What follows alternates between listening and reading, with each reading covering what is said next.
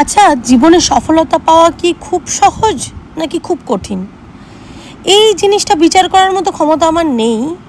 কারণ আমি এমন একটা মানুষ যে কোনো দিনও কোনো কিছু না পেলে সেটা নিয়ে আফসোস করি না। তবে হ্যাঁ, পাওয়া জিনিসটা হাত থেকে ছিনিয়ে নিলে তখন কষ্টটা খুব হয়। কেন এমন বলছি, কী জন্য এমন বলছি তার ডিটেলস আমি তোমাদের সাথে বলবো না।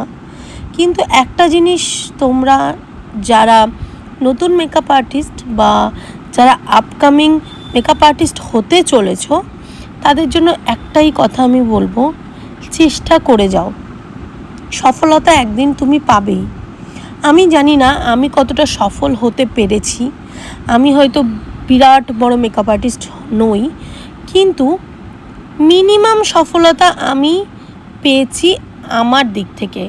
কারণ আমি মনে করি আমি যতটা পেয়েছি তাতেই আমি খুশি।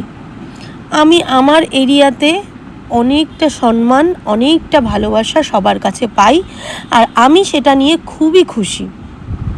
তো আমি তোমাদেরকে যেটা বলতে চাইছি, যারা এখন কাজ পাচ্ছ না বা যারা মেকআপ সম্পর্কে নলেজ নিতে স্টার্ট করেছো, কোর্স করার জন্য ভাবছো বা কোর্স করছো, তাদেরকে আমি একটা কথা বলবো যে প্রথমেই কেউ সফলতা পায় না, আর প্রথমেই অনেক অনেক কাজ কেউ পায় না। কোনো একটা বিজনেসে ঢুকতে গেলে যেমন একটা ইনভেস্টমেন্টের প্রয়োজন হয়, তেমন মেকআপ ইন্ডাস্ট্রিতে ঢুকতে গেলে তোমাদেরকে কিছু ইনভেস্টমেন্টও করতে হবে। তার মধ্যে প্রথম ইনভেস্টমেন্ট হচ্ছে একটা কোর্স করা, সেই কোর্সের ফিজে একটা খরচ আছে।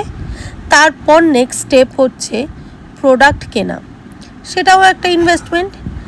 নেক্সট তোমাদেরকে যেটা করতে হবে, আশেপাশে সুন্দর মেয়ে হোক বা ডাস্ক স্কিন টোনের মেয়ে হোক, যেরকমই মেয়ে পাও না কেন, তুমি তাদের উপর মেকওভার করতে শুরু করো। তারপর সেগুলোতে সোশ্যাল মিডিয়াতে পোস্ট করো। দেখবে আস্তে আস্তে তুমি ঠিক কাজ পাবে। আর যারা ফ্রি টাইমে বসে ল্যাদ খাচ্ছ, তারা ওঠো, প্র্যাকটিস করো, কাজ করো।